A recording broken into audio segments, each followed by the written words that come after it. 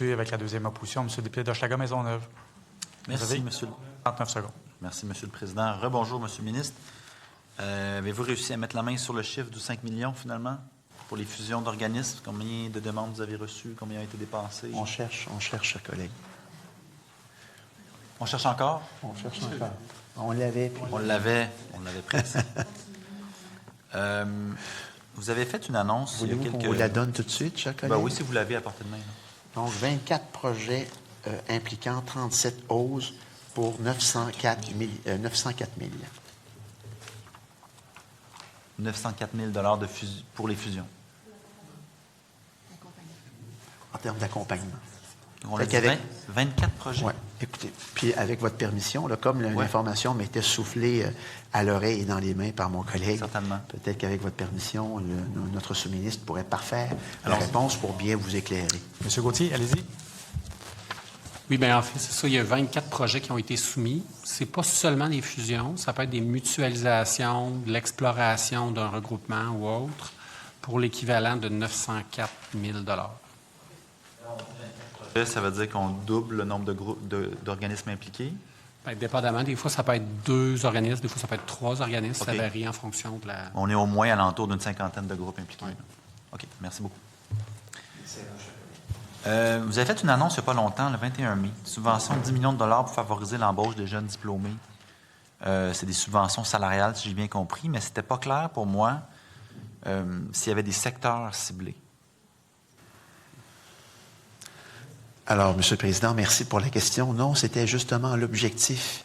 Déjà, on trouvait que c'était assez ciblé que de sectorialiser notre annonce en fonction de celles et ceux qui avaient un diplôme récemment acquis en poche. À partir du 1er avril 2025 jusqu'à décembre 2026. Donc, c'est la zone de diplomation acceptable là, pour bénéficier de la subvention jusqu'à 50 % du salaire. Pas de cible, pas de secteur, oui, pas de on région? A une cible. Ah oui, tout à fait. On estime, on mobilise près de 10 millions de dollars à travers pour soutenir le projet et on estime que nous serons en mesure de rejoindre environ 5 000 jeunes. OK. Mais qui va les choisir, ces 5 000 jeunes-là? Bien, concrètement, si vous êtes un étudiant, je ne sais pas, en sciences sociales, tout ça comme ça, on parle pour parler, bien, vous cherchez un emploi depuis quelque temps, puis vous avez de la difficulté à en trouver un, bien, soit vous allez voir votre Centre de services Québec, soit vous allez voir votre Carrefour Jeunesse Emploi, puis là, il y a un conseiller qui vous reçoit, qui regarde un peu votre profil, vos besoins, et qui vous émet une espèce de lettre d'attestation, pourrions-nous appeler, qui confirme que vous êtes éligible à cette prestation, pouvant financer jusqu'à 50 % du salaire. Donc, le jeune, lui, peut aller voir un employeur X, puis lui dire, bien, voyez-vous, monsieur, si vous m'intégrez dans votre force de travail, bien, moi, mon salaire est payé pendant 16 semaines jusqu'à concurrence de 50 %.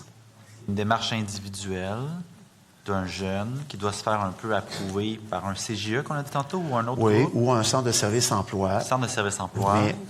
Donc, puis après ça, une fois qu'il y a une espèce de préapprobation, c'est un jeune qui se qualifie selon X ou Y organisme. Là, moi, je pars à la recherche d'un job. Oui. Puis il faut dire aussi que, si on reprend l'exemple de Carrefour Jeunesse Emploi, eux-mêmes ont déjà un portefeuille d'employeurs potentiels. Non, je comprends.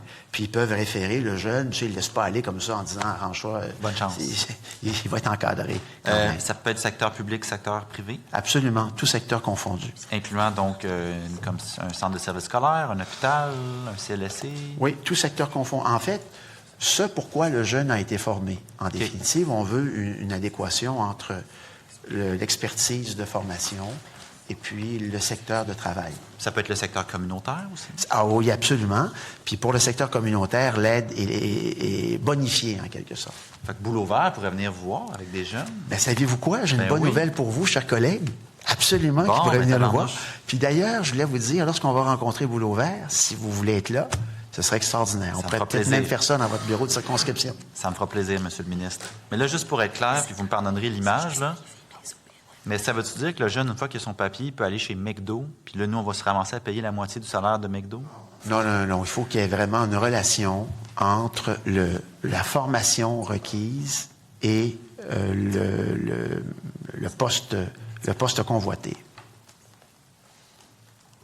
Et là, mais qui décide s'il y a bel et bien relation entre le poste convoité et la personne? Il y a un agent Service au Carrefour, à Service Québec ou encore au Carrefour Jeunesse Emploi qui l'accueille. Il y a un intervenant et qui, comme je vous disais tout à l'heure, évalue le dossier de la personne.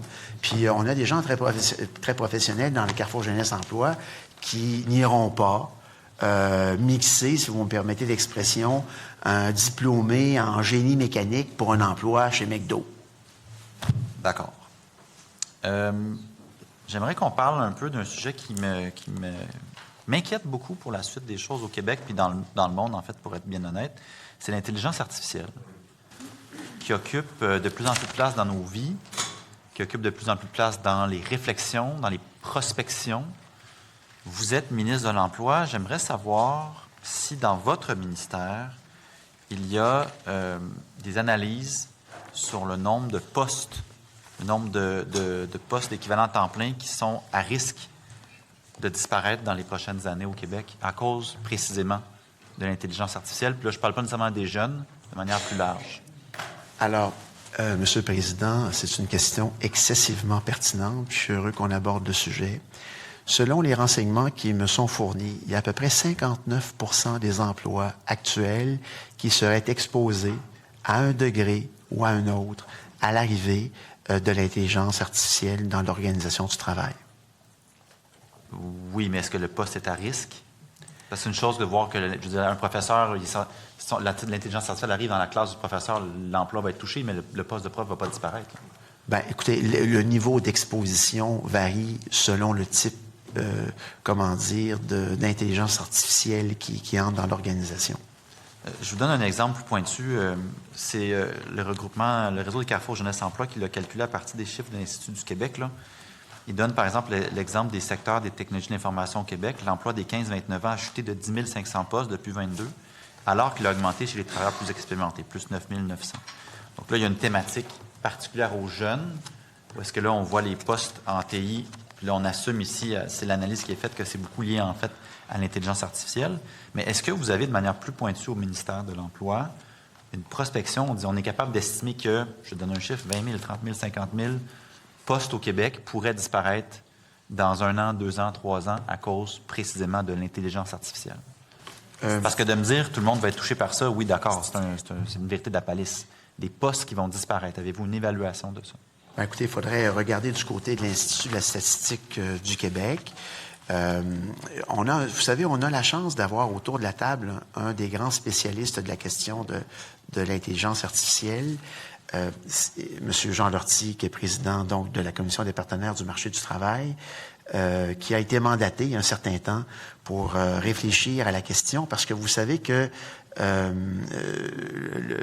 Commission exerce une veille constante sur cette question, a généré, une connaissance approfondie de la chose et prépare, avec le milieu du travail, les adaptations requises à cette arrivée massive de l'intelligence artificielle, qui, on le voyait encore aux nouvelles hier soir avec l'intervention du pape Léon XIV. On le voyait également au niveau des artistes, au niveau de la traduction, des designers. On voit que ça suscite de l'inquiétude.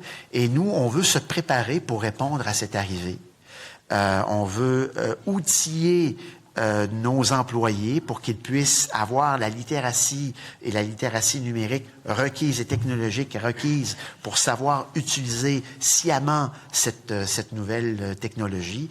Puis peut-être que si vous le souhaitiez, Jean Lortie pourrait peut-être compléter, puisqu'il est un expert du travail. Et je tiens à souligner qu'hier, il a été, dans le congrès de la CSN qui se tenait à Québec, on a souligné son travail exceptionnel à titre d'ancien secrétaire général de la CSN. Donc, je tenais à le dire à tout le monde. C'est quand même une marque de reconnaissance importante, mon cher Jean. Puis, s'il y avait consentement, on pourrait peut-être lui laisser un peu la parole. Le consentement, parfait. Monsieur Lortie, allez-y, vous présentez avec votre titre et la parole est à vous. Oui. Alors, Jean Lortie, président de la Commission des partenaires du marché du travail et président du Conseil Emploi Métropole. Alors, à court terme, on a fait une première enquête au Conseil Emploi Métropole sur l'impact de l'intelligence artificielle, donc un avis conseil qu'il a remis à la Commission cet automne. Et là, on a déclenché une enquête nationale sur l'impact de l'IA, notamment chez les jeunes, parce qu'on mesure en ce moment au flair, bien sûr, parce qu'évidemment, tout est très mouvant. À moyen terme, la Commission met sur pied une veille auprès de tout son réseau, des 1000 partenaires qui constituent le réseau, pour se nourrir des initiatives, des réflexions, pour avoir une information dite qualitative, pour permettre au gouvernement du Québec d'adopter des mesures.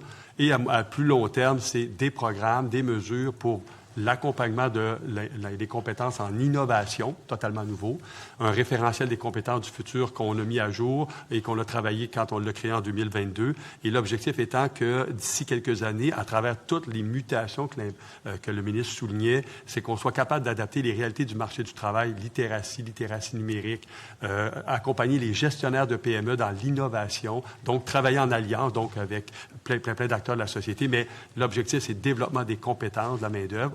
Le mandat de la Commission, ce n'est pas les enjeux éthiques, judiciaires, etc. Le mandat de la Commission, véritablement, c'est comment aviser le gouvernement du Québec sur les impacts que cela aura pour le milieu du travail. Donc, on y travaille et pas plus tard que le 8 juin, la Commission va siéger et va adopter aussi un plan de travail pour la moyenne portée.